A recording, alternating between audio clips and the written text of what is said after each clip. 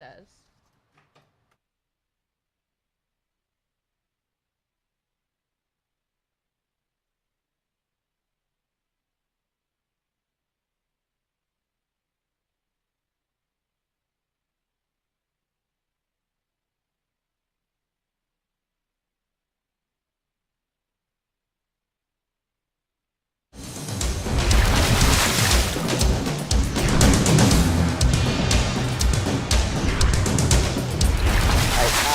In the back corner when I'm not presenting Listening in. and listen in. Hey, everybody. Welcome to Bass University Live here on Tuesday night. Take a quick break, watch John Cruz's on the Tokyo rig. Be a part of the show, get some chances to win some awesome prizes. As fast you go. You know, we didn't have that back then, and dude, it could just... That text thread gives me so much energy. I mean, like I'm dialed.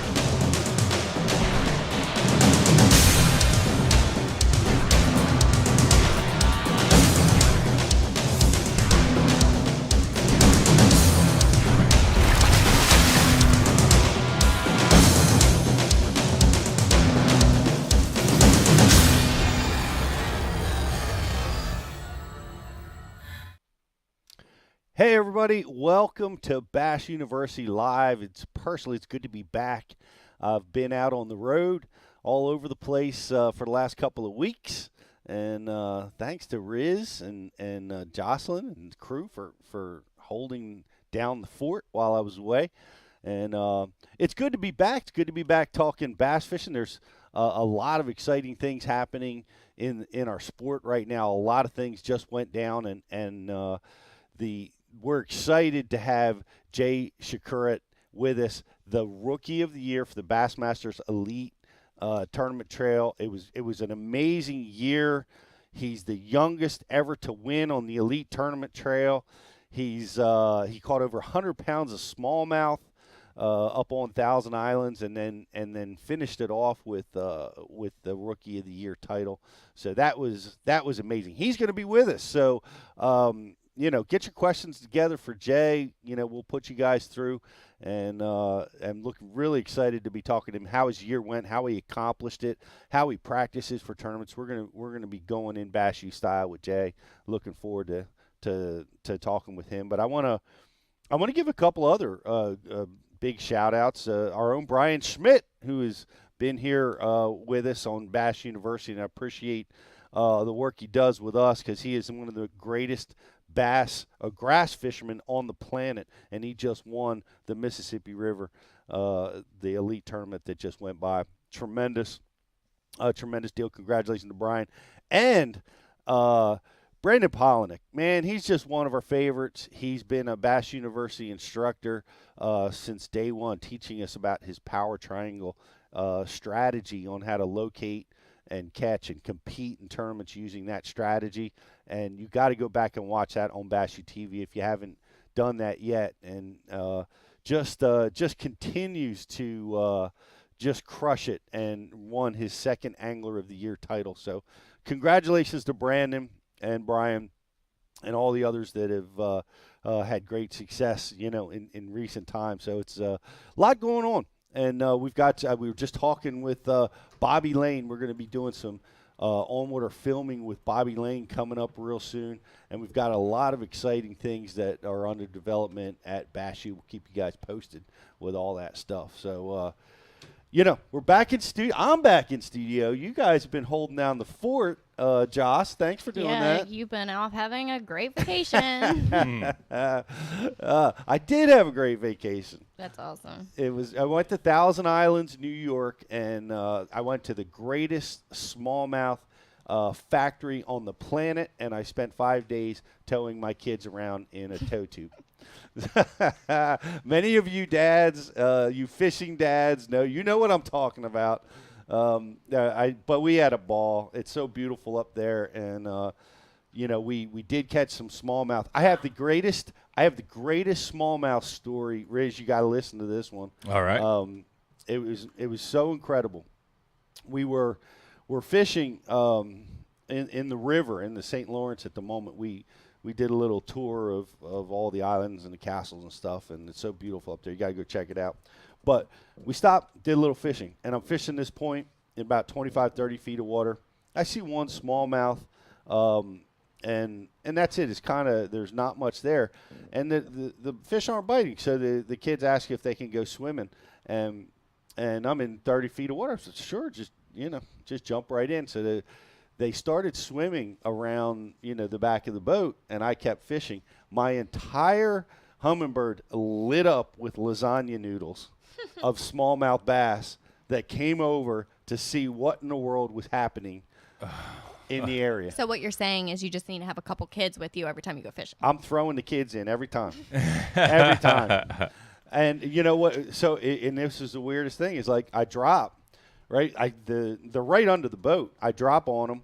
Boom, every cast, every drop is a fish. So that's all going on while the kids are swimming underneath you. While they're swimming around the back of the boat. Wow. And so one of the kids is with me, and he wanted to fish. So we're dropping and we're catching. And the kids that are swimming now, you know how they are. They're like, oh, the fish are biting. Mm-hmm. Let's get back in and grab a rod. So they get back into the boat, and they start fishing. Well, as soon as they got back into the boat, smallmouth school vanished. So did you pick up your son and just throw him back in? As a matter of fact, I did. But it was so they're so curious, and they're in that instance it was amazing. But we also saw it when we were filming with Gray Buck with Aquaview. Big shout out to the Aquaview camera. You guys, if you're not using this, you're missing out.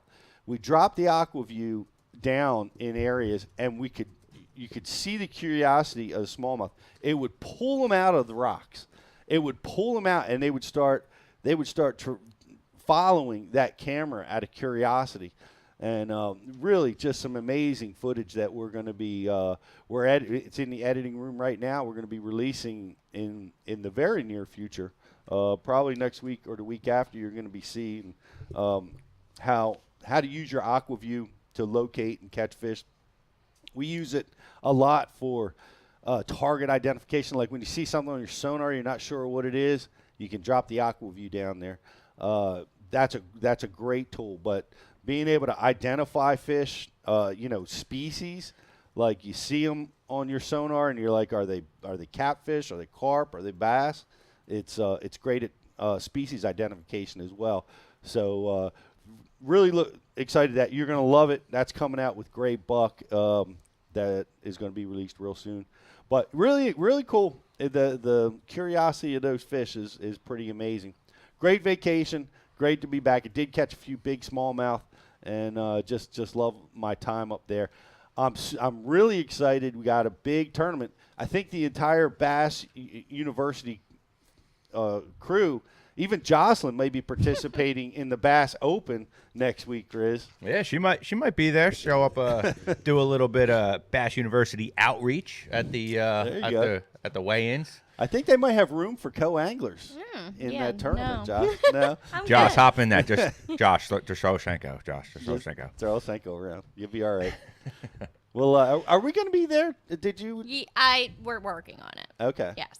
We're hoping to be there. We'll be there at some capacity. Okay. Excellent. Well, I know Riz is going to be in the tournament. I'm in the tournament. Ike is in the tournament. So many of our speakers, GDP. Oh, yeah. Garrett Paquette is going to be in there. The guy that is going to be the biggest headache for us all is Brian Schmidt. Oh, I know. I was so happy to see Brian win, and shout out to Brian. He's a Maryland guy. He's semi-local.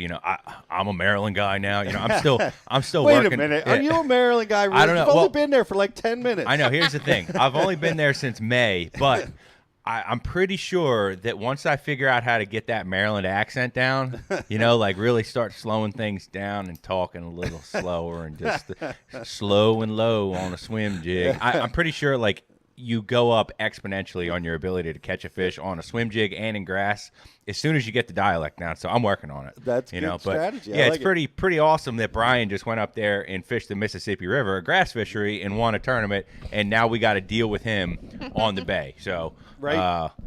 that's going to be that's going to be a major headache, Pete. Just exactly like you said. That's the last guy that we want rolling into a tidal body of water With that kind of momentum. Yeah, that kind of momentum, that kind of confidence. And the other one is Mike. Yeah. Shout out to Mike. Mike Yeah. just had a great tournament up on the Mississippi River. You know, it's been relatively tough of a year for him, but that dude's going to be rolling high. You know what I mean? Yeah. When things are going good for Mike, they're going great. So, you know, yeah, it's going to be good. It's going to be good to see how this all shakes out.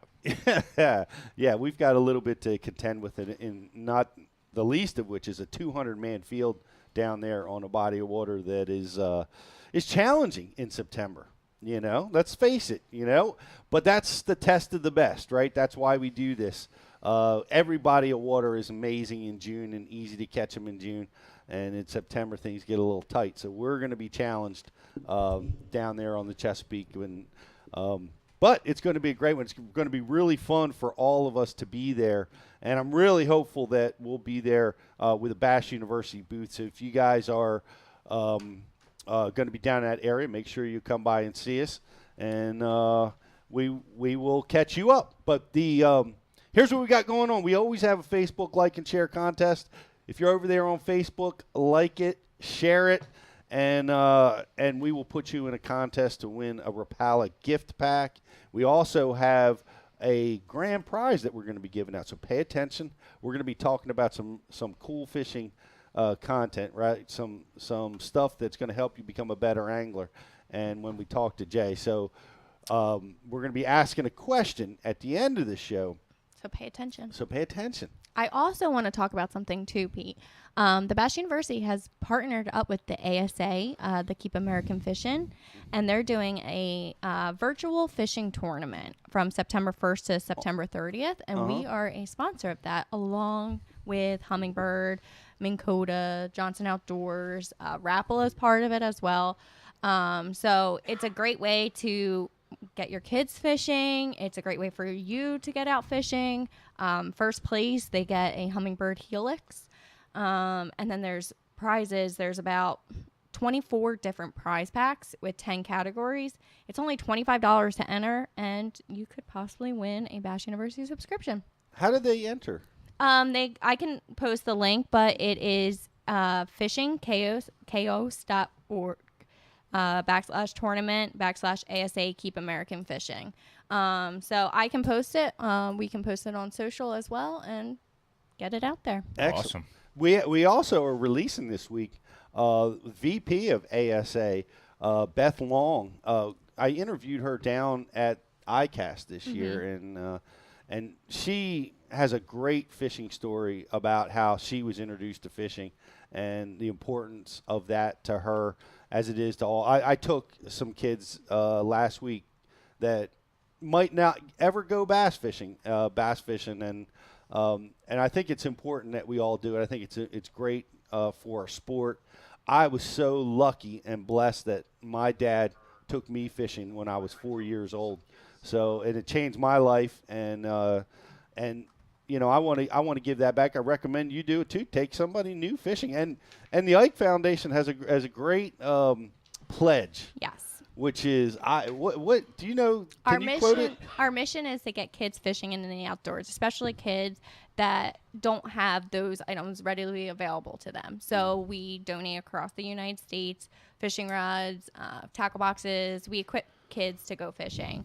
And also coming up October 2nd, we're having our annual kayak tournament. So if you're a kayak fisherman, sign up. Awesome. And the pledge is I pledge to take somebody new fishing. Yes. And take Right. that pledge. And I don't know if I paraphrased it correctly or not, but You did. Take a kid fishing. Take them fishing and get over and sign up for the virtual tournament with the ASA, the Keep American Fishing folks. And thank you, Beth. It was wonderful speaking to you down at ICAST, and that'll be viewed. I think we're releasing that tomorrow, next day. It is tomorrow. Okay, awesome. We've got a lot of great, content, a lot of great instructional content coming out. Fred Rumbanis, one of the greatest anglers on the planet, talks about consistent crankbait fishing. This is a remastered video. You want to check that out. Scott Canterbury, talk about swim jigs. Scott has won every major tournament swimming a jig. He's a swim jig master. and he gives a seminar for us that's going to be released this week, as well as from BTL, Matt Pangrack, his dink and dunk strategy to consistently catch fish.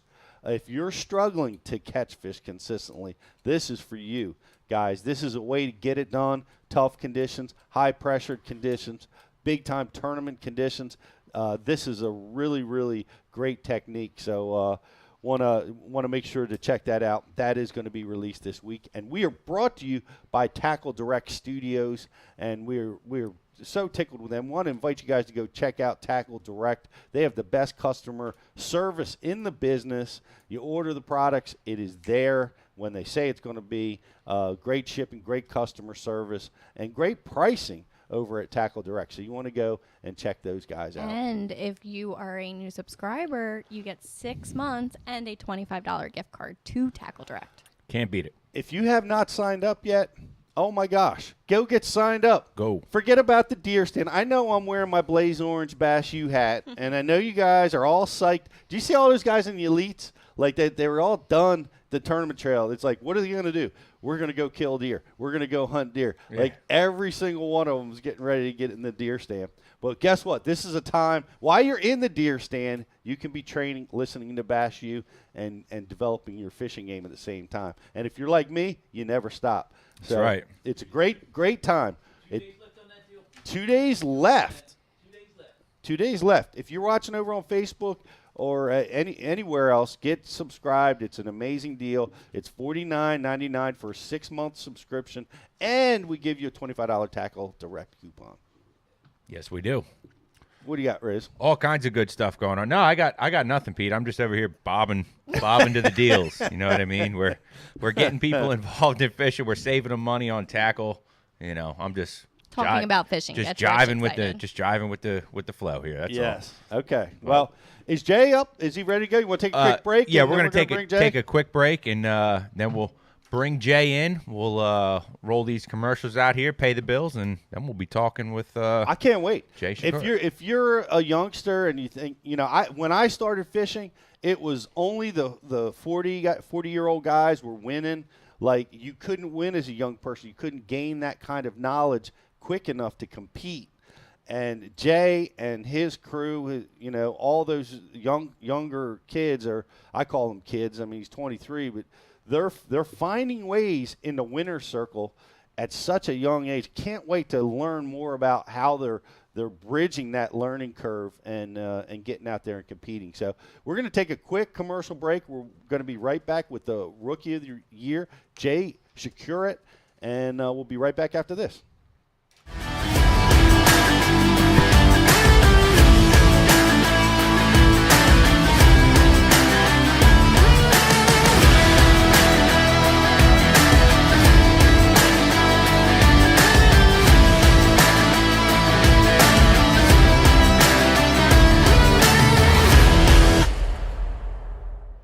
BassBoatForSale.com is the world's premier bass boat listings business. We focus on driving premium web traffic to our main website, business Facebook page, business Instagram, and our business YouTube channel, providing your bass boat listings the best buying traffic and top-notch exposure.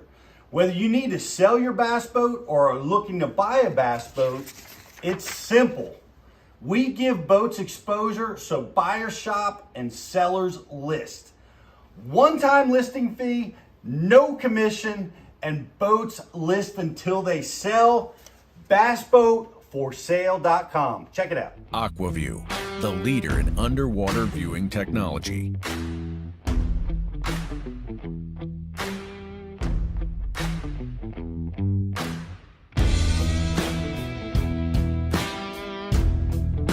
Find what you are looking for. Catch more fish. Have more fun. AquaView. Seeing is believing. Why do you love catching fishing rods? I'm truly losing less fish. Is the sensitivity of the rod. That they're made right here in North Carolina in the USA.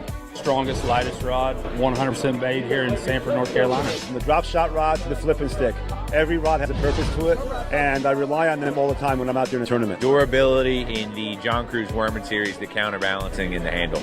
It's the only rod I found that can withstand my hook set. Boom goes the dynamite. On the water not spent fishing is a moment wasted. That's why Minn Kota and Humminbird have joined forces to bring you the One Boat Network. Products that communicate and integrate to help you take full command of your boat. Born from our commitment to making the most advanced fishing gear even better by making it work together. The One Boat Network will help you find, get to, stay on, and catch more fish. When One Boat Network products talk to each other, they can navigate your boat automatically. They can give you a crystal clear view of what's below with no messy wires. And they can let you lower, raise, and change shallow water anchor modes from anywhere on the boat. But that's just the beginning. We're never done innovating, integrating, and making your boat simpler and easier to control. All so you can make every second on the water count.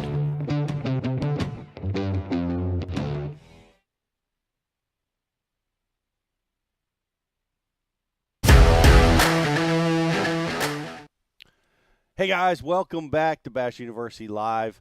So glad you could join us here in the middle of the day. Hopefully you're listening on your headphones and getting all your work done. But we love broadcasting this time of day, and we love being able to talk to the people that we get to talk to, and none more special than our next guest, which is Jay Przekurat. He is the youngest ever to win a Bassmaster Elite tournament. He broke 100 pounds of smallmouth, which has never been done before that tournament in a week-long event, which is truly amazing. And he is our Rookie of the Year at the Bassmaster Elite. It's just an amazing year. So excited to have you with us, Jay. How are you doing, buddy? I'm good. How are you guys doing? Man, we're excited. You know, it's been a flurry at the end of the year. We had the Mississippi tournament. Yeah, what was really cool, honestly, for me was watching, and we were talking about this. The Mississippi tournament was cool because it looked like old school bass fishing. You know, where you were frogging and flipping. Man, that looked fun. Yeah, I think I had my electronics off like 95% of the time. I was just running my old tracks and didn't even have to turn anything on for that tournament. That's so cool. I love that. You know, we got to see frogs blowing up, duckweed, current stuff. Yeah. Yeah, that was a great way to end it. And it ended really well for you. I mean, how important was that tournament for you? Did you have the ROI locked up before the last tournament, or did you have to score to get it done? I had to score. I had to take 67th place or better to lock it up. And I mean, the Mississippi River, I fished there, a decent amount. Not a ton, probably not as much as I would have liked to, in the past and things like that. Because I've only really been, doing this, the tournament scene for a handful of years. So, I mean, I was nervous going into the Mississippi. I mean, it's always changing. It's never the same that it was the year before. I think the year before when I fished there, it was 2 feet higher. So all of my stuff I had, from last year was pretty much shot because the water was 2 feet lower. So I was nervous, but I did find a couple of good areas, and they did hold out for me during the tournament. Well, it's a great accomplishment. I mean, there's been, some of the previous Rookie of the Years have gone on to great careers, and honestly, a lot of times that title goes out. You actually winning an elite tournament during that title run, that doesn't happen very often. No, I didn't. My expectations to win a tournament, those weren't really there until it came reality after I was leading for a couple days there at the St. Lawrence. But yeah, to be able to win a tournament during a 9-tournament run, just trying to get the Rookie of the Year deal was pretty special. Well, that was an awesome win. Man, what an amazing win. Nobody had broken 100 pounds of smallmouth before, and and you were able to do that and get the win, man. Take us down that road. I mean, how did you land on the mother load like that? It happened actually I think it was the second day of practice when I found these fish. And when I found basically what was the mother load, it was super windy, like 3, 4, 5 foot waves were blowing in on the spot. And I had such a hard time with boat control there because it was pretty close to the bank. And every time you try and do a drift or something, you were getting pushed into the bank. And I had to come back actually that evening to this spot because I could see them on my electronics when I tried fishing for them. It was just too hard to fish. So I came back at around right before we had to get off the water, which was pretty late, whatever it was, 30 minutes before sunset. And I ended up catching 4 or 5 fish over 5 pounds in less than 10 minutes. And that was when I knew that it was a special spot. But it was still, 2 days before the tournament was going to start. So I didn't know if these fish were going to move. And I knew that I wasn't going to be able to get back over there on the official 3rd day of practice because it was going to blow even harder that day. So I kind of had to wait it out. So I was a little bit nervous, but I did re-find them the first day. They did move on me a little bit, but I got to catch them again.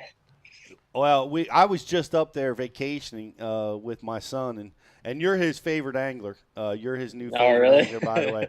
He just turned 13, and nice. we ran into the same problem you had. I was trying to get. He's like, Dad, let's go over to Jay's spot, and I'm like, I'm trying. Like, I don't know where it is. It's over in the mouth of the Black River somewhere. At least that's what it looked like on the show. And I'm in the Fox Grenadier Island area, but the wind's hammering, and I'm like, oh man, can I really run a 13-year-old through 4 or 5 foot waves to get over there? We desperately wanted to go over and fish it just because it was your spot, Should have just put the tube on. Put them on the tube with the waves. I didn't think of that. He would have loved that. He would have jumped those 4 foot waves and thought he was at the circus. But from what I hear about practicing that event, it seems like the movie The Perfect Storm. Like it's just like it seemed like it was so gnarly and so rough, and then for the tournament, it's just like the skies went away, everything opened up for you, and as we can see, all heck broke loose in that tournament. It was so brilliant. Going back, waiting. Yeah. You're like, I saw those arches. I got to go back when it's calm. Yeah, right. That's exactly what happened. Yeah, man, so they moved around a little bit, but I watched you fish. You were pretty cool under pressure, man. I mean, you fished free, and I guess that's how you got to the winner's circle.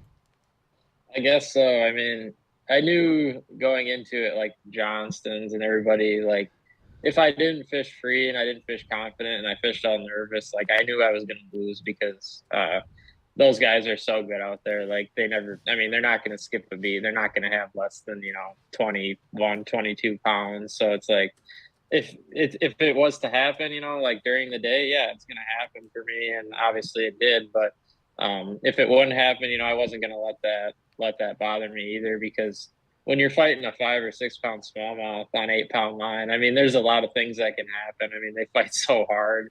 And like, once you finally get them up to the boat, then you got to land them without a net. And I know everything just had to go perfect that week, and somehow it did. And yeah, it's pretty crazy. Landing those fish, you said a mouthful. What have you learned about that? Because I've seen guys do a good job at it, and I've seen guys that just do terrible at it. But you seem to have a pretty good system together. Yeah, so I use a little bit shorter rod than most people just because I'm a little bit shorter guy, a 6'10" rod. So that way, when I get them to the side of the boat, I like to do it on the passenger side in the seat. And then I fight them basically until they're done. I mean, I try not to, if they give me a shot, maybe if they get tangled up in the line or something where they're not fighting, I can maybe quick grab them then. But it seems like most of the time it's 2, 3, 4 minutes into the fight where they'll finally kind of just give out. That way, when you catch them and you land them too, it's a lot easier to fizz them, and they're not going to get all crazy on you like that. And then it also has a better chance rate of keeping them alive throughout the day when you fizz them right away, and things like that. Those fish are nuts out there. They're going insane. They come up to 1 foot of water and then go down to 20 in 5 seconds, and it was wild. That they are, and it's fun to watch. You watch the Johnston brothers, and it seems like they're fishing with rope because they jack those fish to the boat in 30 seconds. Right. But you fizz it. That's really cool. That's something that I think is great to learn that process, because those those fish need a little help, little support. But you feel comfortable doing that. Do you go in the side? Do you go in the mouth? How are you doing?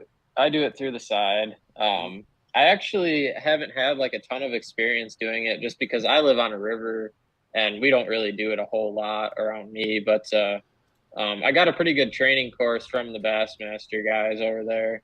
And actually, that was during the practice period over there. And fortunately, when I was doing it in the tournament, I never missed once. And I got pretty confident in doing it, on a big fish, that I wasn't gonna kill it or do it any harm. Even if you miss on a big fish like that, it really doesn't harm them at all. So yeah, I mean, it's something that you can do. I mean, if you catch them shallower, obviously it's not as bad, but right. Well, it's so key, and not the weight penalty is paramount, because those tournaments are all separated by ounces. Yeah. So you can't have that. But the overall big picture, we want to take care of those fish. But I want to tell you something. I didn't know if you knew this, but I want to take the opportunity to tell you that in 1997, I was Rookie of the Year in the Bassmaster. Nice. Really? I'm telling you that just to brag. But it's all right, Pete. Let it fly. I like to take opportunities to promote myself whenever possible. But no, but it's such a great accomplishment. And we watched Brandon. I don't know. You were competing. You probably didn't get to see it, but Brandon had just an awful day. I guess it was day 2 of the tournament, where he was challenged. Yeah. No fish, just going through a mental challenge like no other, right? That the AOI is slipping through his fingers right in front of us, Yeah. And he's able to collect himself and just do what he does and crush it and catch a fish with no time left to make it to the next day. Yeah, that's crazy. It was crazy. What was your year like? Did you have that day? Did you have those days where you were up against it? Oh, for sure. I had multiple days like that I can think of this year. A lot of you look at the finishes throughout the year, like 24th, 40th, wherever I was, like, a decent finish, you made the cut. But like, when you look back on it, like, there were certain points in the day where I can think of, like Santee. It was day 2 of Santee, and I had it was a slim day. I started in my starting area, maybe caught 12 pounds, which for Santee that time of the year was awful. And I ended up going to this one cut where I saw some big fish the day before, but they weren't locked on beds. And I sat in this cut for 2 hours, and I never had a bite. And I could see these fish swimming around. And it came down to the last hour and a half of the day before I had to head back. And I caught a 6-pounder, a 7-pounder, and a 5-pounder in an hour and a half. And they finally locked on beds. And it's just like things like that where, like, if that never would have happened, or they never would have decided to do that, or if I wouldn't have, if I would have left and decided to head back and try and fish somewhere else, like, I would have came in probably with what I had. Yeah, just weird things like that where your gut tells you to stay there and not, worry about how much time you have, like the winning or the fish you need are right in front of you. Yeah, there's been multiple times like that throughout the year for sure. Wow, that's how you get it done. I mean, you got to have a little luck, but that plays in everything. But it's luck is when opportunity and preparation meet, right? So you were able to capitalize on that, and that got you to that point. Tell me something maybe that you're most proud of this year. Is there something that you learned, or is there something you learned about yourself or how to compete, or what are you most proud of this year? I would have to say the thing I'm most proud of this year is being able to go to bodies of water for my first time and break them down in just the 3 days of practice that we have. That would have to be the one thing that I was most proud of for myself doing this year, because looking back on it, it was so intimidating for me for the first time. I mean, these guys have been to the St. John's multiple times. And for me to go there my first time, so intimidating, so much water. It's Florida. My first Elite Series tournament. I can think back to that night before the first day of the Elite Series tournament. That was the most nervous I think I've ever been for a bass tournament in my life.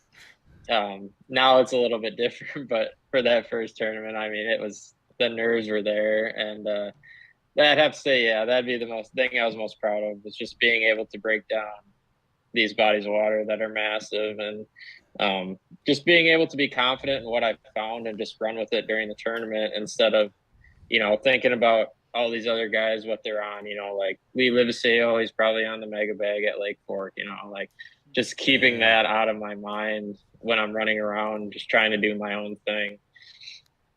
That says a lot. And cause I'm getting ready for the Open, and it's 2 weeks away, and I want to be down there practicing right now. Yeah, right. You have that constant urge. What was your system like? How did you break it down with your 3 days? Yeah, I do a lot of I do as much online research as I can for recent tournaments and things like that. And then you can only do so much map studying. I mean, realistically, when you get out there, it's usually completely different. But I like to break it down. I like to pick like 3 sections of the lake during practice, or more like 2. So I'll pick like 2 sections usually. I'll fish those 2 sections, and then whichever section I got more bites on, or I think has more potential, on the 3rd day of practice, I'll fish that section. So I'll fish basically 1 section for 2 days, and then kind of one other one for 1 day. And, these sections are based on, 10 to 20 mile areas, kind of, maybe more like 10 mile areas. And that's kind of how I did it. I mean, I didn't want to spread. The more I spread myself out on a place, like I have one spot that's 5 miles from another spot that's 10 miles from a spot, I waste way too much time, and then I'll sit there and fish for maybe like 10 minutes, and then I'm like, all right, they're not here, I got to go run 5 miles again. That never does me any good unless I know the place decently well. Right. The more fishing time, the better for me. It just gives me more confidence that I can get 5 bites in a day, rather than spending half my day running around burning gas. That's juicy stuff right there. It is. Guys who are watching, I hope you just took note to that section. And if you didn't take note to it, go back and listen to it again in the post-production, because that was good stuff. Basically, you're making a manageable area that you can cover in a day. Yeah, that's basically, like, for example, when I fished Santee, I decided to fish the lower lake. I had never fished the upper lake. I'd never fished the lower lake. I decided to fish the lower lake just because I thought I could break it down a little better. There wasn't as much backwater. It was more open. I could fish, basically how it sets up is like I could fish the northeast corner, and then I could fish like maybe the south bank a little bit, maybe a little bit of the northwest corner. That's kind of how I broke that down. And yeah, it did work out in that tournament pretty well. It sure did. Well, I know, and I'm hogging the air like I usually do, but I know we have people watching on Bass U, and they have questions for Jay. So let me throw it over to you. We actually have a couple questions. Jim would like to know if you could talk about the wind direction and how it helped you with the current. At the St. Lawrence. Any of the tournaments? Oh, at the St. Lawrence. Okay, so in practice, the wind direction was blowing directly into my spot. So if I think of this correctly, that was like pretty much northwest or more west, where the wind was blowing into my area. And I think that helped tremendously because in those 2 days of practice, that was where the wind was coming out of, and it blew bait into my area.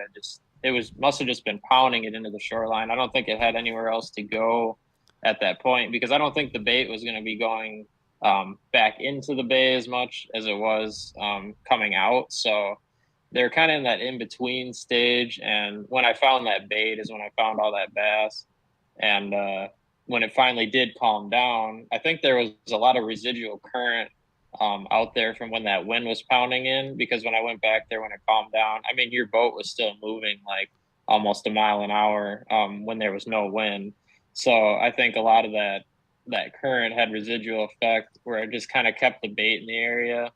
And I don't know, they just liked it in that spot. It was basically just a point that came out outside of the bay, like an underwater point where they could just stop and feed. And that's kind of how the wind and the current helped that spot, and kind of how I found it during the event. Yeah, wind is such an important factor up there. That must be a question that comes from 1,000 Islands local up there. Yeah. Maybe. Do you have another IM? I do. Mr. Higgs would like to know, now that the season's over, are there any lakes you wish that bass would choose for next season? Oh, yeah. Sturgeon Bay, Mille Lacs, back to St. Lawrence. I'd like to see them go back to La Crosse again. I think that's a really cool event. I mean, all the footage they get from that event is phenomenal.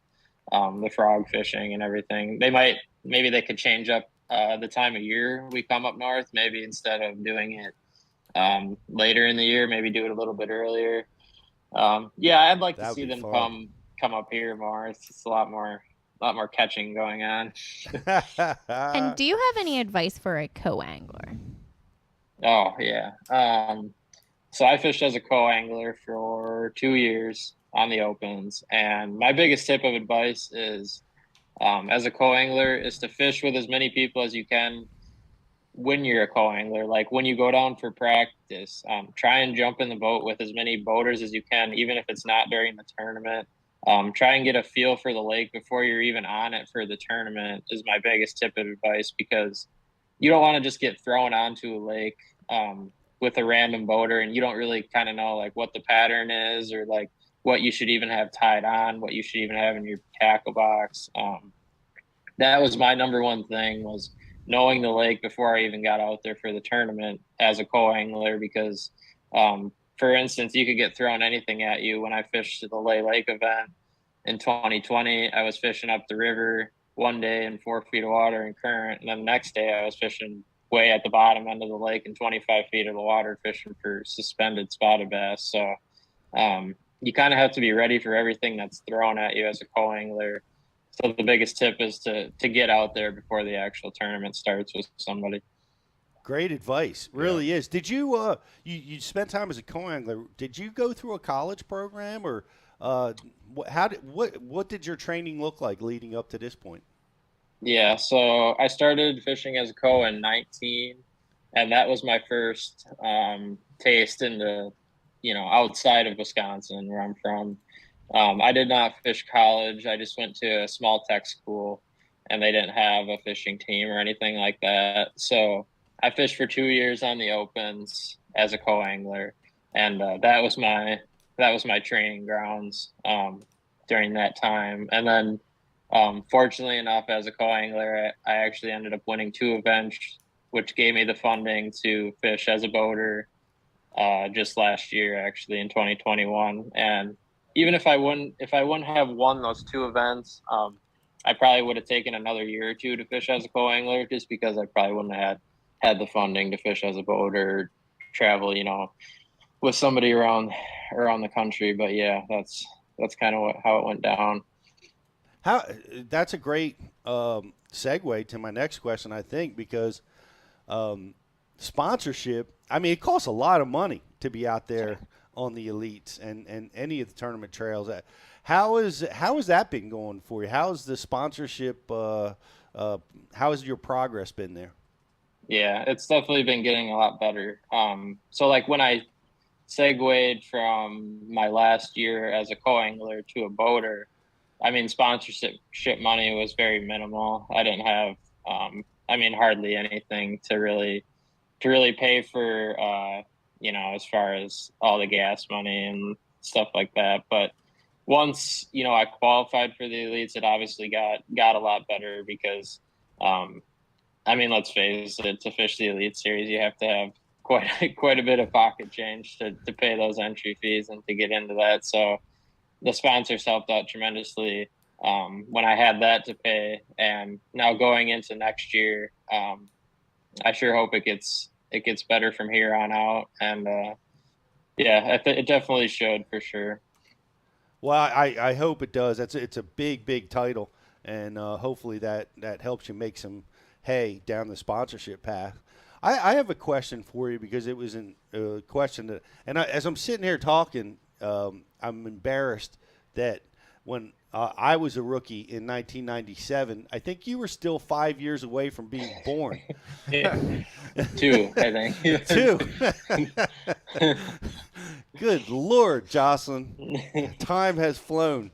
But I remember, and this is kind of crazy, and a tribute to this guy, but I remember going down the bank in one of my first tournaments, like, I don't know, weed line or just going down the bank, and I saw Rick Clun, and I was so scared to death. I was intimidated. I didn't know. I couldn't talk to him. I couldn't even bring myself to get close enough. I just ran out of the area. You know what I mean? There was a lot of that. Like, I had like the deer in the headlights look a lot with some of these guys. What was that experience like for you the first time you bumped into, some guys that, like Rick, the superheroes of the sport, or maybe one of your heroes? Yeah, it's a lot different than fishing your local derby when these guys that, especially when it all happened so fast. I mean, it just seemed like I was watching them. It was last year. I mean, I'd watched so much Bass Live and whatever, and next thing you know, you're like fishing next to him on Bass Live. You're like, what the hell? Like, look over, and then I mean, a couple of standouts for me would be like Brandon Polinick. That was definitely one of them. That was kind of like, whoa, like, geez, like, how are you? Like, right here, like, right next to me right now, And then, I mean, if I had to point out one, it would definitely be him. Just because I followed him for a long time. I mean, back when I was, I think I was like 12 or 13, and we were back on, what was it? And when we had that Elite Series tournament in Sturgeon Bay, me and my dad followed him around, and I think that was when he was 23. So it kind of like was a weird kind of deal where, like, I'm 23 now. I don't know. It was just kind of crazy to think about. That's exciting times happening fast. It's happening faster for you than anybody in history. So, you've clearly got an edge. One of the things that we've noticed with the younger guys is their ability to deal with the sonar. And do you credit that in your early career, your just ability to deal with forward facing and 360 and all the advanced electronics? I do, yeah. I haven't had that much experience with it, actually. I just put it on my boat when I fished the Opens, which was last year. So I put it on my boat. I think it's been like a year and a half now, or 2 years. And I feel like I've definitely have a good knack for it. I mean, I know what I'm doing with it, and I know how it all works. I know how I can use it to my advantage in certain scenarios, like this scenario last week. It really wouldn't be. It'd be minimal amounts of help, but like you take, for instance, on the St. Lawrence, I mean, that was a huge help. Just being able to see those fish and see the size of the fish when I found that area was huge. So I think I definitely have a good knowledge of what's out there right now and what's available for the whole technology game. It's so important. It's winning, except for the Mississippi where you turned everything off. Yeah. Yeah. It's right. It's going to be a powerful deal. Jocelyn, let me throw it back to you for some more IMs. There are a lot this time. So I might butcher this name, but have you ever fished the Megan Bay? Oh, Shawamigan? Yeah, that's it. I was close. Where is that bay? I've never heard of it. That's up by Michigan, or it's north of me. Okay. A decent ways, like 3 or 4 hours. But no, I have not actually. I've never been there. And then Frank has a question. Did you ever want to be a walleye pro since your dad was so involved in the walleye world?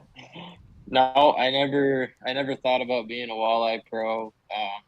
I fish for walleyes a decent amount on our local river, and we got some little night derbies that we fish. It's like a 3 bass, 3 walleye deal. So I do dabble with the walleyes a little bit, but I never thought about fishing for them for a living or anything. How much did that influence your ability to catch bass? A little bit. We fished some local stuff on the river, like I talked about, and then we fished a couple of like open tournaments over on Sturgeon Bay. Right. So he definitely had some influence on me with the bass, because every time we would go fun fishing, it would be for bass. It wouldn't be for walleyes. So Gotcha. He definitely had good influence for me with that. Gotcha. Did are there some parallels to what you do when you're walleye fishing to bass fishing, like as far as the electronics are concerned? For sure. Would you say yeah. that's why walleye you're maybe so fishing comfortable? is like almost 90 to 100%.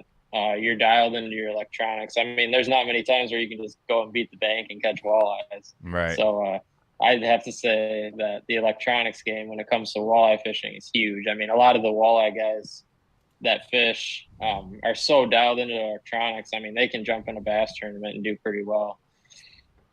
Well, I got hollered at by a walleye guy last week on vacation. I'm still a little upset about it.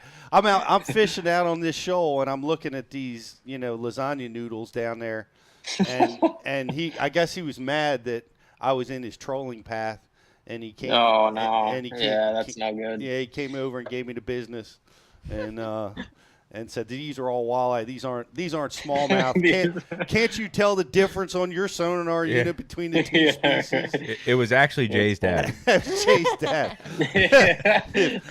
I apologize if that's the case. I'm sure he was out in Wisconsin somewhere. But you got another IM, Jocelyn? Yes. Do you have a go-to hair jig for the Clearwater smallies?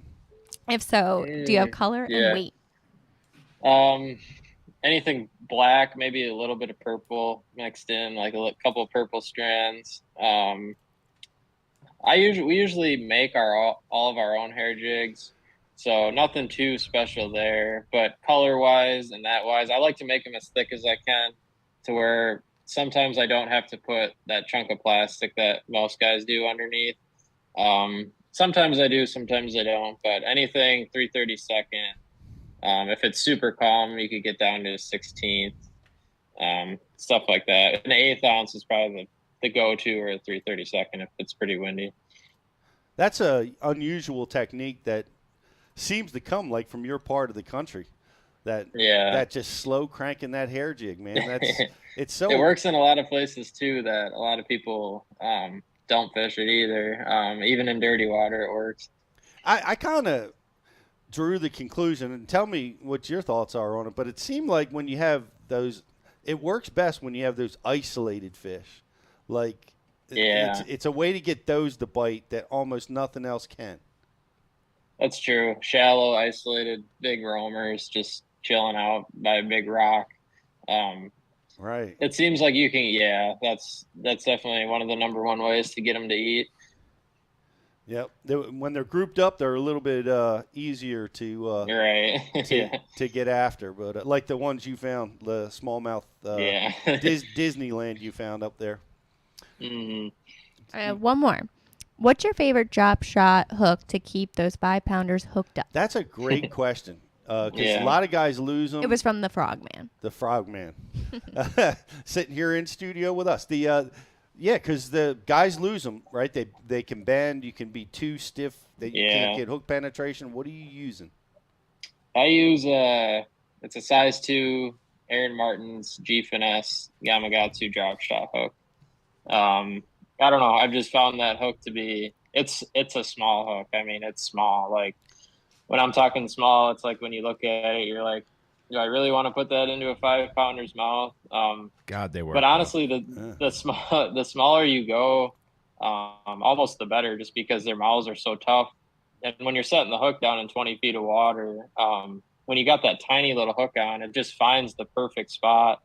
And it seems like when I have a fish on for more than 10 seconds with that hook, I rarely lose them. I mean, most of the time they're coming to the boat. It's so thin and it's so small that it doesn't, when they start, flying around in the air with that drop shot weight, it doesn't create a big hole in their mouth or anything like that. So God, it freaking that's my gets 'em go-to. good. That's just what I have confidence in. That hook is like when you because I use the same hook. I use the size 1 rather than the 2, but I mean they're not too far off. But God, every time it's like you get the fish in your palm and you're like, you were not coming off. Right, exactly. Yeah, it's a good hook, and it has a subtle barb on it. Yeah, too, which it's a very small barb. I guess that helps with penetration as well.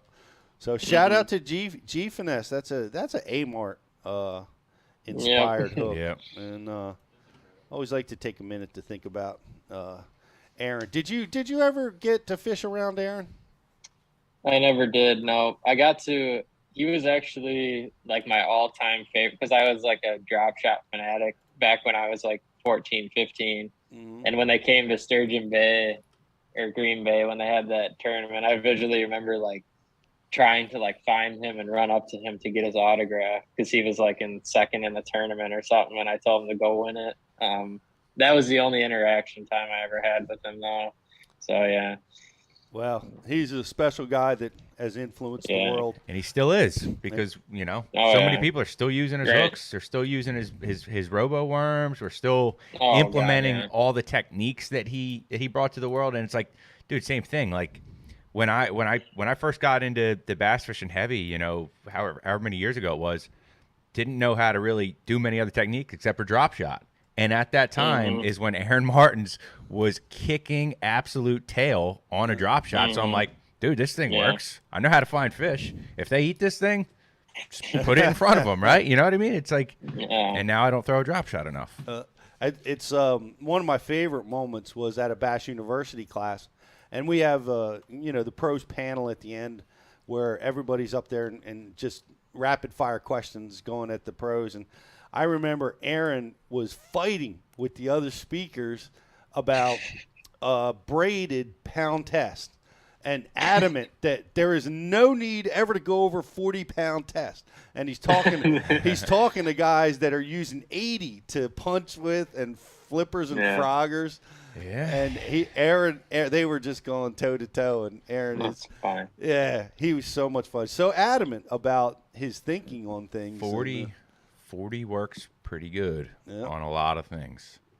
Aaron, on everything, according to Amart. I don't know about the punching, giving them the gas and all that, but 40 works good. Look at Riz flying in the face of Amart, just like the other pros were. I mean, too. But I'm agreeing with him on a lot of things. There's a lot, that 40 you get a little bit more distance on your cast, and you have. We just got a seminar down at iCast about line 30-pound test line. On punching 30-pound braid because of its visibility, but also its different sound. Yep. And, Keith Carson. Keith Carson and John Cox are going into that 30-pound test. They're downsizing in places where guys are using 50 and 80 and all that. So it's interesting to see. Aaron, as always, was on the cutting edge. As always. As are you. And, you got the ROI, youngest ever. What are we going hunting in this off season? Are you going to travel around and scout water? What's the downtime look like? I might do some scouting. Yeah, the schedule hasn't come out yet, so we'll see about that. I'll definitely be doing some hunting around here, especially when the gun season fires up this fall. And then, I'll be doing probably, I'm sure, some seminars this winter. And before you know it, I mean, gosh, it's going to be January already. I'm actually going to film a show with Zona in October. How cool so is that'll that? be cool. Yeah. And I mean, everything's gonna come super quick, so I'm excited. Have you ever seen Mike Iaconelli on Zona's show, Jay? I haven't. Well, you should go in there and study some of his antics a little bit if you want to get that call back from Zona every year. No, I'm just kidding. You'll do just fine. Just be yourself, man. We're just kind of taking a shot at Mike there because you were so calm, cool, and collected throughout catching 100 pounds of smallmouth, and it was amazing. So, well, it's good. And look for a call from Riz or me. Yes, we'd love to have you at Bass University classes this January and February. So awesome. Yeah, thanks, Pete. You just booked one already for us. That's nice. We have Jay. I'll call you later. We'll iron out the details. No, yep. He's super talented. He's got his first elite win, youngest ever to do it, and all that's great. Yes. But according to Jake Gluzek, my son, we have to have Jay at as an instructor this year. So you've got a lot of people pulling for you over at Bash. Thank you. And if Jake requests it, we're doing it. It's done. Hey, congratulations again. Thanks for taking the time to talk to us. Yeah, and, no problem. Really enjoyed watching you and can't wait to see what you do next year.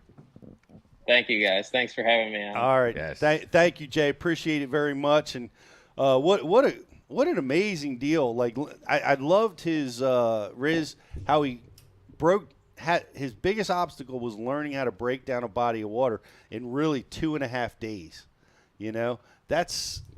That's a daunting task when you're dealing with the greatest anglers in the world and these massive bodies of water. Right. That was such a good segment. And I when I call him at whatever point that is to set up the seminars, that might be one of those seminar topics is how he identifies the sections of the lake that he wants to focus on, right? Because you take this massive body of water, and everybody's been there. In a day, you try to fish everything. I mean, I'm guilty of it a million times over. And one of the turning points for me in that, like, getting over that hump of, like, how to not spin out in practice was I started only putting a quarter tank of gas in my boat once I decided what section of the lake I wanted to be in. Not because it was $5 a gallon? No, well, this was a couple years ago when things were still were still a little cheaper. So, so I did that. I took a section, I only put a little bit of gas. So I couldn't run around like an idiot and just fish that. But what I want to go deeper on with him, and we ran out of time in this interview, unfortunately, but I want to know, one, how does he decide the sections, and also how big is he making a section, right? Is it 2 miles? Is it 5 miles? Is it dependent on every different body of water and how he can navigate? Like, there's a lot there, because I think that's one of the biggest challenges for the average angler. What separates the average angler that can catch them on their home body of water and what separates these guys at the top level? The top level guys can go to a lake they've never been to, and in 2.5 days establish a way to consistently get bites and sometimes catch the biggest fish in the lake. Right, so that's and there's anglers that think 2.5 days is too long. Right, it's too much time for them. Yeah, so there's a lot there, man. I want to dig deeper with Jake on that. I think that's the biggest. That's the most daunting thing. You go to a strange body of water, and where do you get started? How do you break it down? That's everybody's top of the list. So something that makes me think maybe why Jay is at the point that he is, and he's already so successful. He started off as a co-angler. He did 2 years on the Opens as a co-angler. And if you ever go in and you look at the co-angler results, right? Mm-hmm. The good co-anglers, the ones that are consistently cashing checks as a co, they don't care about going to the boater side. They just want to be a co-angler because that's what they enjoy. Those dudes catch them whether they're on boat A or boat Z. Mm-hmm. As long as their bait's in the water, they're catching some fish, right? So what does that tell you? It almost maybe sometimes like right area, wrong bait, I don't know how much it really matters, but if you just pick one part of the lake and you say, I'm going to figure out how to catch the fish that are here, right? Like Gerald Swindle says in his PMA seminar, you blew your motor up, guess what? That section of the lake, you're in the water? Guess what? There's fish in that water. Mm-hmm. Figure out how to catch those fish. Yep. Right? And that's what Jay does. He takes 2 sections, and on that 3rd day, he dials it in. Once he decides which one of those sections is better, makes it the best it can be for him, and clearly it frickin' works. Yeah, so. we want to dive in deeper, and I think that is going to be a great seminar topic for Jay, for us, if we can work out schedules. One of the other things that I don't think a lot of people talk about is, as a co-angler, is when you draw out with guys that are on them, you're learning the body of water, you're learning these really positive techniques. But one of the most powerful learning tools is when you draw it with a guy that isn't dialed, right? He didn't figure anything out, and you can see the difference. You can see mistakes being made. And learn from that, you know, or a guy that's not dialed in and dials in during the day, you know. Right. There's just so many advantages to being in that situation. God, this conversation is like, I just get it gets me like fired up, you know, just like thinking about like how that all can go down. Like you're not dialed, taking the boat off, but you figure it out as you go, right? Yeah. Or you're in the position where you're like, man, I know what's going on. I'm fixing to go bust their tail. Yep. And then the other side of it where you're like, man, this is not going to be a good one. Yep. And you go out and like 2 hours in, you're like, well, this is about what we thought it was going to be. How are we going to scrap this one up? Yep. Yeah, it's amazing. You know, I had a guy one time, he came in from Ohio on a regional on the Chesapeake, came in, caught a limit in 20 minutes. And I was a co-angler at the time, and I said, man, how did you do that? He said, got to keep it simple. He said you find the body of water or the piece of water that goes to your strengths. So he was a bank guy in the Ohio River, and I'll never forget it. He said, I find a piece of bank that looks just like it does at home, and I fish it just like it is at home. And man, he stacked them up. That's an interesting comment, because you hear that so often with guys that are having good tournaments or winning, and that's what they do. They'll say, well, this body of water, it reminds me, like one of the guys at Mississippi said he'd never been to the Mississippi before, and he called, I think, Bob Downey, and he said Bob just told him, you know, it fishes a lot like the Tennessee River, which he knew. So I fished it just like the Tennessee River, and he had great success. It's amazing. You try to mirror what you know, right? And it's a great way to do it. And I wanted to comment a little bit about some of the times. Oh, that's what it was. It was how much practice is too much practice. Yeah.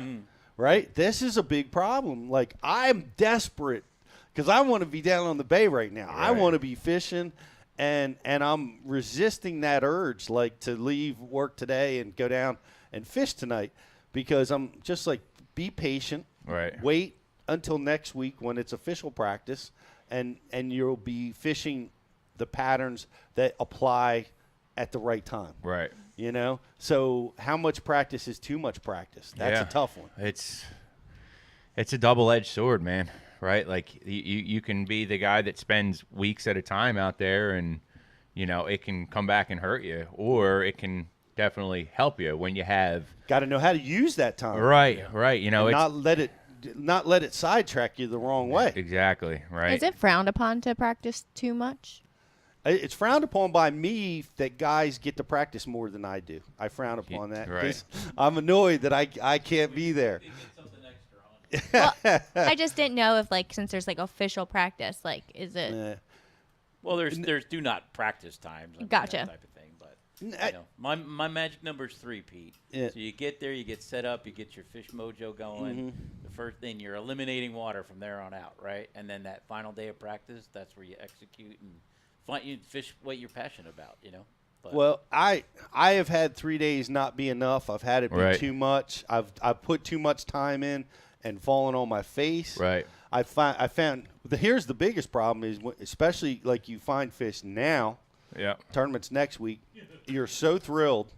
You can't wait till tournament day, and you show up to the place where maybe you haven't made a cast for days. Sure. Because you want to leave them alone. and you have to overcome the depression of the pattern changing. Right, that they're not there anymore. And they're no longer there, okay? So you won the tournament all night long in your dreams. Right. And you show up, and they're vanished. Right. So somebody took your puppy. That's exactly what it feels like. Somebody took your puppy. That's a terrible feeling.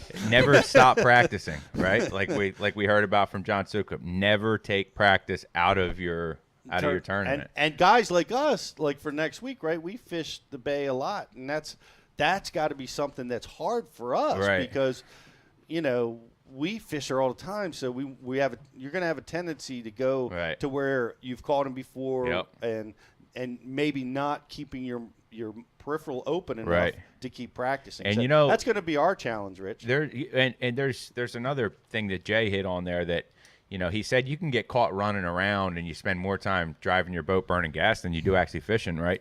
On the upper bay where we're at, and there's a lot of stuff that we can fish right up top there, right? Like you can spend a day beat bopping around and really not burn that much time if you do it the right way. But if you start expanding, right, and you start thinking about how big it really is, and every river that feeds in, every creek you can be in, everything going down, you can get to running around and realize, holy crap, I've only made 10 casts, and it's 4 hours into the day in a hurry, right? Like that's a real thing for us on the bay if you start incorporating everything. So I'm going to take what Jay said and I'm going to apply it, man, because I'm going to get 2 days. I'm going to get Saturday and Monday for this, and it's going to be a little bit in advance, right, before the tournament. But I think it's going to be more of an area objective, right? Figure out, do I think it can go on here or there, right? And then tournament time comes, just go fishing, just almost forget about what I caught them on. Forget about what the color was. Just kind of, pick the area in the day and then go from there, right? And of course, the biggest obstacle on all these tournaments, and you don't hear this enough, is the fishing pressure. You know? We're going to have a 200-man field in that tournament, but even in the 100-man fields, we saw Brian New. Congratulations, Brian, on having a great Mississippi River tournament, but he gave a lot of credit to one of the other pros who let him fish in an area or shared it with him, because a lot of times you can't. You might have to go down to your second, third, fourth choice before you find a place where you can make a cast. Right. That's always going to be interesting. But and then you add in a tide factor to it, where the timing becomes so critical. Oh, this is too complex. I can't go. The tide put me over the top.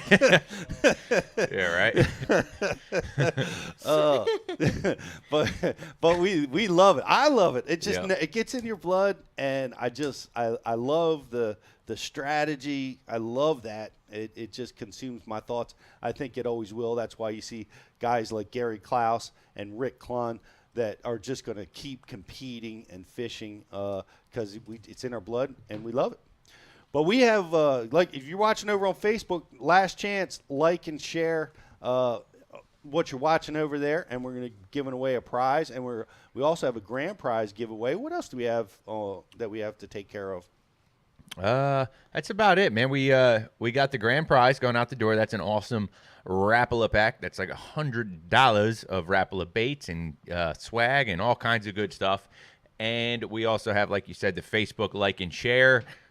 Guys, we're getting down to the kind of the going away season a little bit for fishing. If you're going to be jumping in a deer stand, you're going to be getting in a duck blind, and let's say you got a boat that you're looking to either sell or, coming into the off season, you're going to be looking to buy one. Guys, check out bassboatforsale.com. They have a full inventory of tournament ready boats for you to go. They're every single price point you could ever want. They got a boat for you. So check out bassboatforsale.com. Whether you're looking to sell or buy, Bass Boat for Sale has you covered. So awesome. Pete, one more thing before we go. I just got to give a shout out to my co-angler up at Cayuga this weekend. He's a Bass U member. His name was Anthony Eel. He knew everything about the show. We talked about almost all the episodes, which episode had to do with the conditions we were fishing. Just a great positive guy. I mean, you want to talk about the G-Man speech? Yeah. This co-angler was the most positive guy I've ever met in my life. And we hunted all day. He got a fish. He's in the regional, so congratulations. Great shout out. Yep. Great shout out, Scott. And I'll compliment that with another one up at Thousand Islands on vacation. In one of the convenience store, I ran into a Bass University subscriber who I spent all day tubing with my family. He spent all day sightseeing with his family. I think between the two of us, we got to fish for an hour.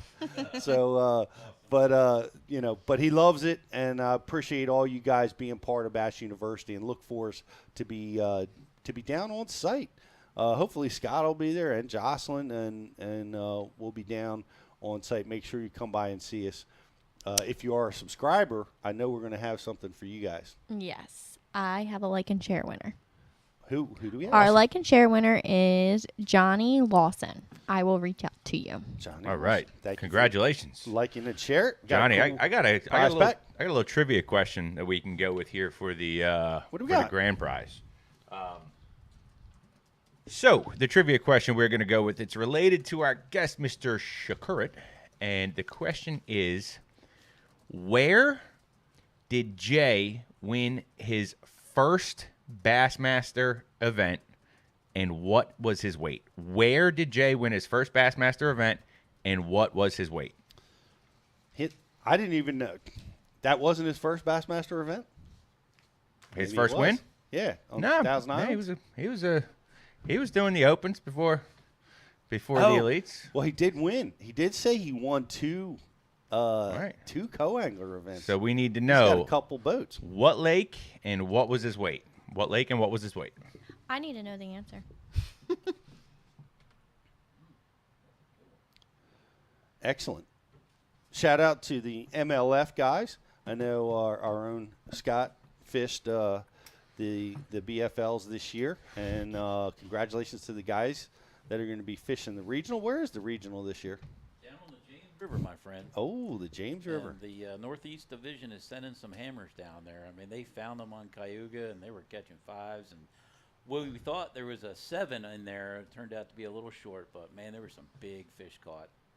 Cayuga, and I looked at the weights, and it was uncharacteristically low weights for that tournament. It was 0-0, baby. So, yeah, such a great body of water. The guys up top caught them, though. They sure did. 24-pound bag, a couple of them. It's nuts. But like you said, 0-0. Yep. We had never seen it fish that difficult. But I didn't get to fish with the BFLs this year. Maybe next year, maybe we'll pick up some of those Toyotas. Maybe we'll see what the Bass Open schedule looks like for next year. That's looking really interesting to me next year. Bass Opens. That'd be pretty cool. First, me, Riz, or Ike have to win this one so we can go to the Classic.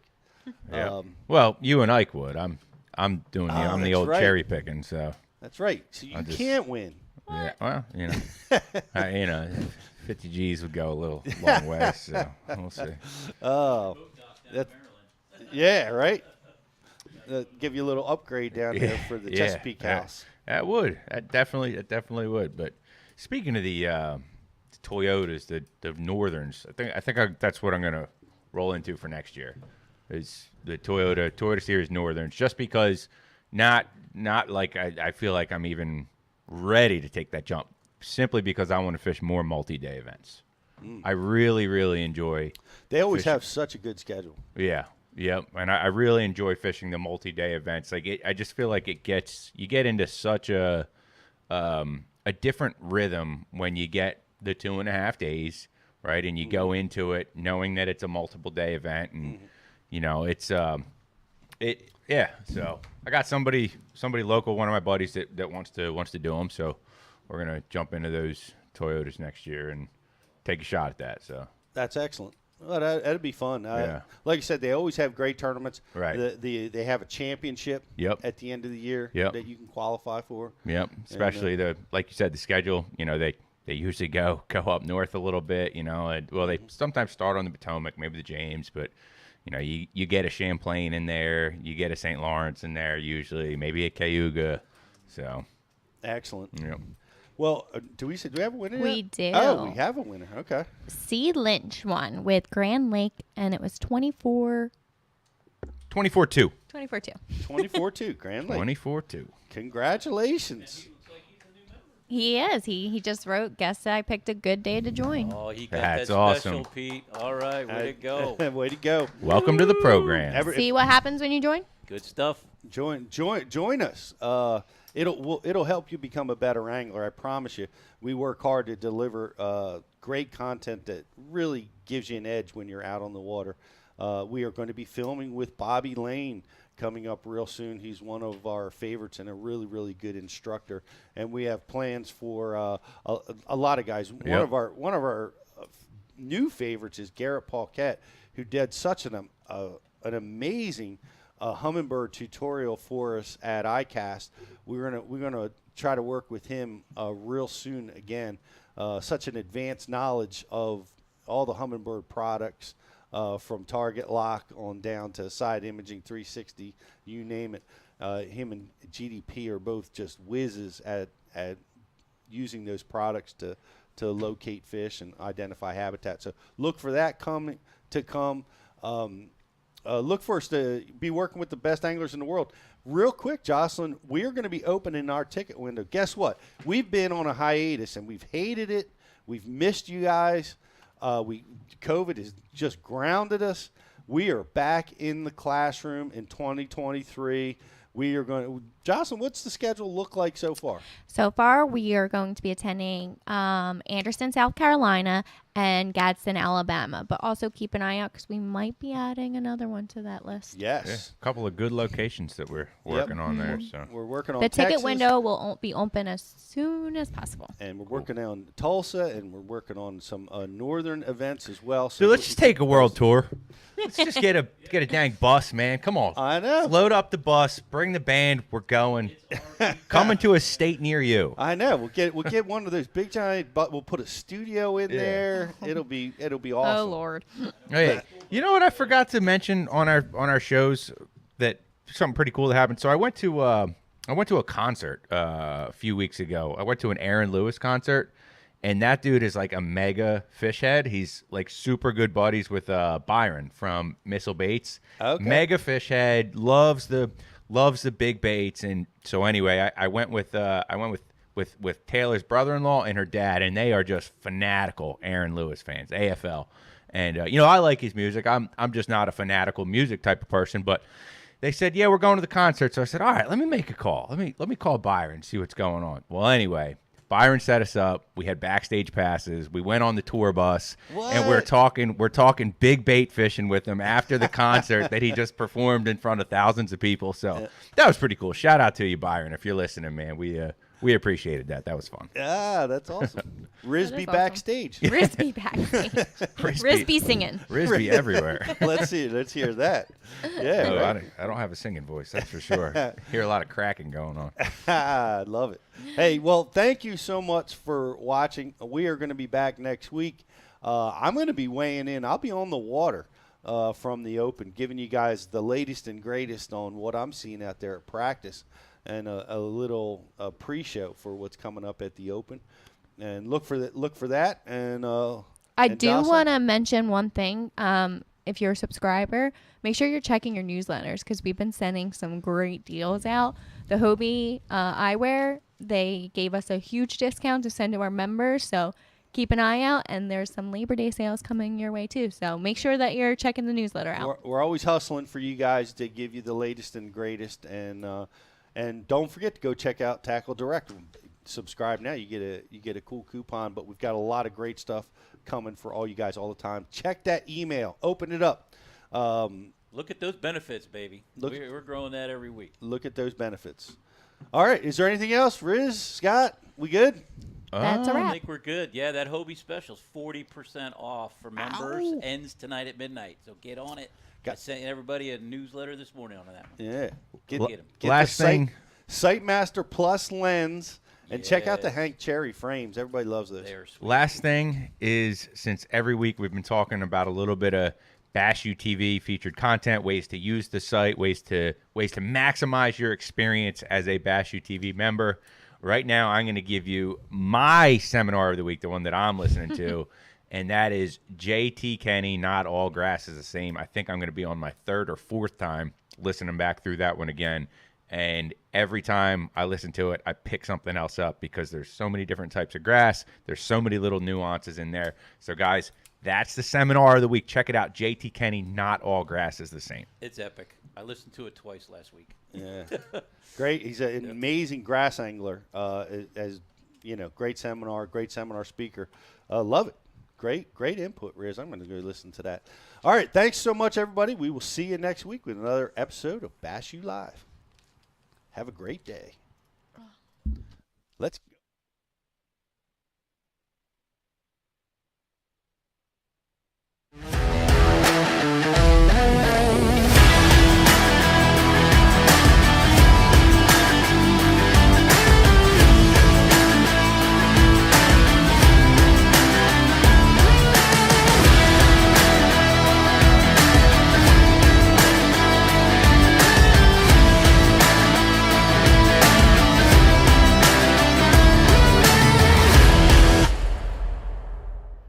BassBoatForSale.com is the world's premier bass boat listings business.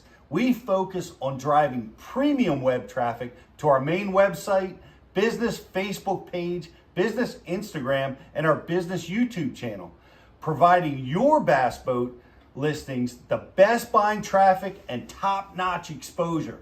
Whether you need to sell your bass boat or are looking to buy a bass boat, it's simple. We give boats exposure so buyers shop and sellers list. One-time listing fee, no commission, and boats list until they sell. BassBoatForSale.com. Check it out. AquaView, the leader in underwater viewing technology.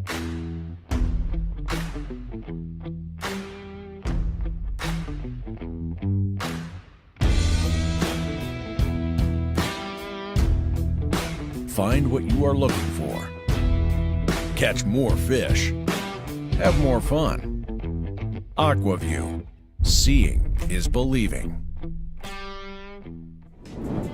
Why do you love casting fishing rods? I'm truly losing less fish. Is the sensitivity of the rod. That they're made right here in North Carolina in the USA. Strongest, lightest rod, 100% made here in Sanford, North Carolina. From the drop shot rod to the flipping stick, every rod has a purpose to it, and I rely on them all the time when I'm out there in a tournament. Durability in the John Cruz Worming series, the counterbalancing in the handle. It's the only rod I found that can withstand my hook set. Boom goes the dynamite. On the water, not spent fishing is a moment wasted. That's why Minn Kota and Humminbird have joined forces to bring you the One Boat Network.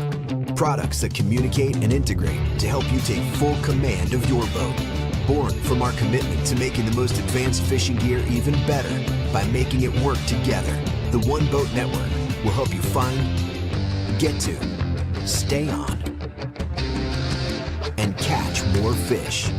When One Boat Network products talk to each other, they can navigate your boat automatically.